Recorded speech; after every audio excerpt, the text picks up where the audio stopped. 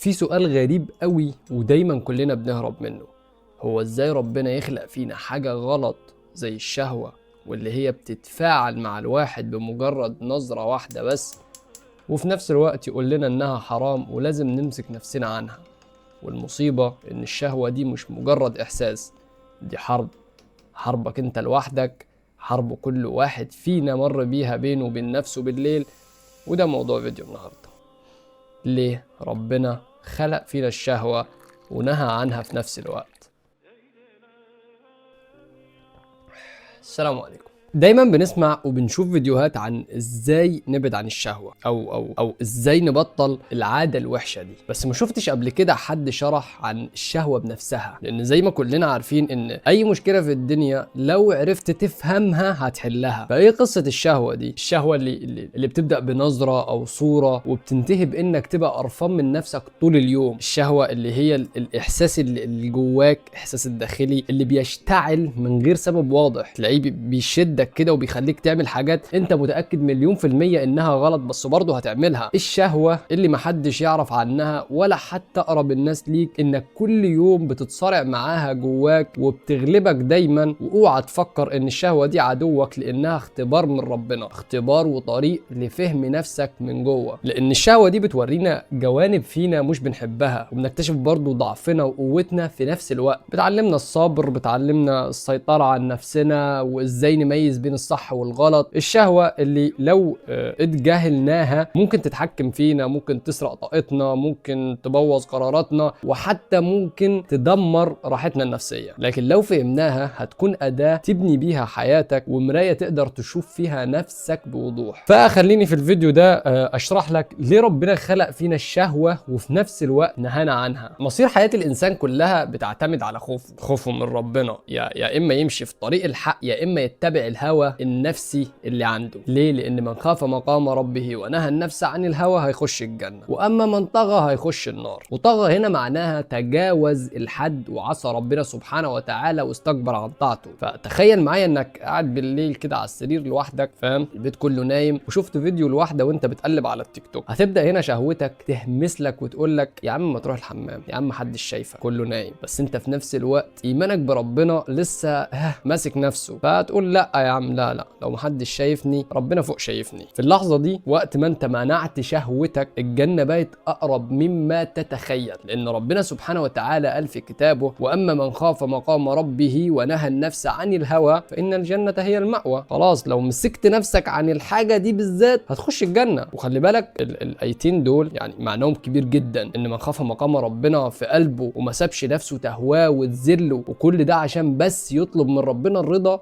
ده كده هيخش الجنة وش، ده في منزلة كبيرة قوي عند ربنا. يعني المعركة اللي كانت بينه وبين نفسه اللي هي الهوى بقت فوز ابدي، لان لو نفسه حاولت معاه في اي وقت مش هتقدر تكسبه، لانه بيخاف ربنا في قلبه. لان بمجرد خوفك من اللحظة اللي هتقف فيها قدام ربنا دي لوحدها كفاية. والهوى مش دايما شهوة، خلي بالك. الهوى مرات يكون شهوة كلام، شهوة شهرة، شهوة انتقام، شهوة حقد. لكن لو كل مرة بتقول لا لهواك ولنفسك تلاقي انك بتفتح باب مش بيشوفه الا قلب خايف من مقام ربنا. واديك نصيحة، ما تحاولش تحارب شهوتك، لا بالعكس نظمها، لان الشهوة جزء من فطرة الانسان بس لازم تبقى تحت قيادتك. الله غالب، ربنا خلقنا بفطرتنا ان فينا شهوة، فاحنا لازم نتحكم فيها، ما ينفعش نحاربها. ودي لوحدها خلي بالك ليها اجر كبير، لان التحكم في الهوى عبادة. لان الرسول عليه الصلاة والسلام قال المجاهد من جاهد نفسه في طاعة الله. واسمع دي كده، يقول لك اعظم الجهاد جهاد النفس والهوى. كلنا عندنا شهوات وكلنا بنحس نفس الاحساس،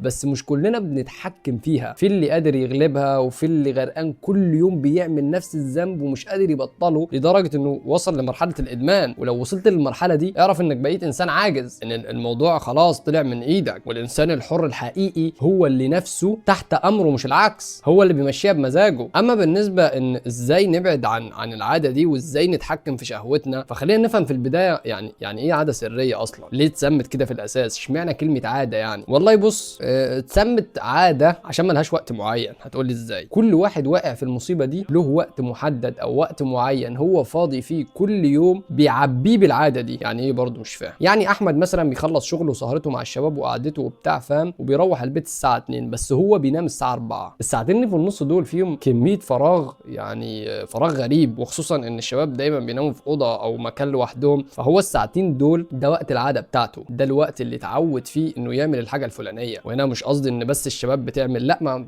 كله شباب وبنات العاده دي موجوده عند كله. وفي الناحيه الثانيه مصطفى وقت الفراغ بتاعه في العصر، من العصر لحد المغرب مثلا هو فاضي قاعد في البيت وعنده فراغ، فهو بيعمل العاده دي في الوقت اللي بين العصر والمغرب. ومن واحد لواحد ومع تغيير الوقت والمشاغل نفهم هنا هي ليه اتسمت عاده، لان كل واحد متعود يعملها في وقت هو محدده لنفسه. طب ليه؟ لان الحاجه دي لو ليها وقت معين زي ما البعض يقول، يعني مثلا بعد 12 بالليل، ففي ناس شغلها بالليل ومدمنه العاده دي، هيعملها امتى يعني؟ هو اصلا بالليل الشغل على المكتب ولا على البوفيه؟ مش فاهم. فهي ملهاش وقت معين، هو كل واحد متعود انه يعملها في وقت خاص بيه، وقت هو مظبطه يروق ويشبر على نفسه فيه. اما بقى عن ازاي نبطل العاده دي، ده اللي سمعنا عنه فيديوهات كتير ومحدش فادنا بحاجه. انا هحاول ان انا المها لك في دقيقتين على السريع كده. العاده يا صديقي ملهاش وجود لو مفيش صور، فيديوهات، تخيلات، مواقع، شات سخر، فاهم انت؟ العاده مش هتبقى موجوده لو الحاجات دي مش متوفره، لانك انت اصلا بتتغذى على الشهوه من الحاجات دي، فلو قطعتها هتجوع الشهوه لحد ما تهدى. فانت حاول انك تمسح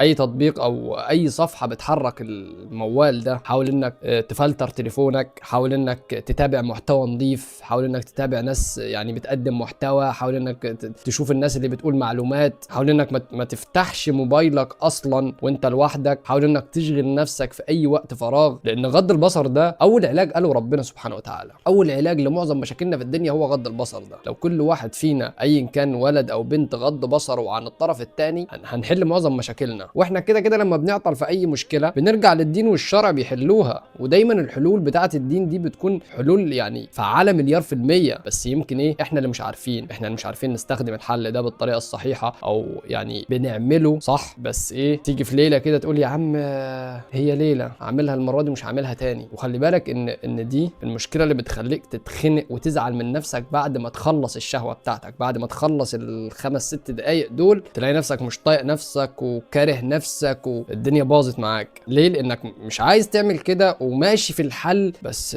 سبت لنفسك فرصه. وعندك برضو الصيام، الرسول عليه الصلاه والسلام قال من استطاع منكم الباءة فليتزوج، ومن لم يستطع، طب ما مش قادر اتجوز دلوقتي، انا ما عندي عذري، لا ما عندكش عذرك، ومن لم يستطع فعليه بالصوم فانه وجاء. والصيام ده يا جماعه مش تصبيره ولا مسكن، لا ده بيهدي نار الشهوه، بيقتلها حرفيا، مش مجرد جوع او انك تمسك نفسك يومين ولا 3 ايام ولا اسبوع، لا الصيام ده اصلا تهذيب للنفس، بيظبط اصلا الروحانيات يا عم ده الصيام ده يعني ده عايز فيديو لوحده. فجرب تكون بطل قصه محدش شايفها غيرك، زي اللي بيقفل الموقع الفلاني وهو عارف انه يقدر يفتحه ويتفرج على الفيديوهات اللي فيه، بس هو اختار يقفله لانه اختار رضا ربنا وخاف منه. وشوف بعدها ايه الشعور، ايه اللي هتحس بيه، هل في تغيير ولا لا؟ جرب، مش هتخسر حاجه. بدل ما انت كل يوم خسران جرب تفوز مره. وخلي بالك ان الشهوه دي قوه كده بتخلينا نحس بالحياه، بالحب، بالارتباط، بالمتعه، هي الحاجه اللي بتخلينا بنتحرك عامه. لكن ربنا لما نهانا عنها مش نهانا عشان يحرمنا منها، لا نهانا عشان يحمي قلوبنا وعقولنا ويطهرها، وعشان الدنيا ما تزيدش في بعض. لان الشهوه دي لو ما سيطرتش عليها ممكن تهدم لك حياتك، علاقاتك، تستنزف كل طاقتك. بس لو فهمتها صح تقدر تتحكم فيها وتقدر انك تحولها لطاقه ايجابيه. وفي النهايه كل مره بتغلب نفسك انت بتكتب سطر جديد في طريقك للجنه. يمكن الطريق صعب وصعب جدا جدا جدا، بس ربنا شايف كل خطوه انت بتخطيها، ربنا شايف كل حاجه احنا بنعملها، كل مقاومه وكل مره قلنا فيها لا لنفسنا ولشهوتنا. يمكن الشهوه جزء مننا بس مش عدوه لينا يا جماعه، الشهوه مش عدوه لينا. واكيد ربنا ما خلقهاش عشان تكون نقمه، بالعكس ربنا خلقها عشان تكون اختبار لينا، حاجه يختبرنا بيها، يشوف احنا هنختار ايه. قدامك طريق صح وطريق غلط، انت هتختار ايه؟ وافتكر دايما انك قدها، انت قدها لو فهمتها صح. واحنا مع بعض يعني لحد ما نفهمها. وبس كده، سلام.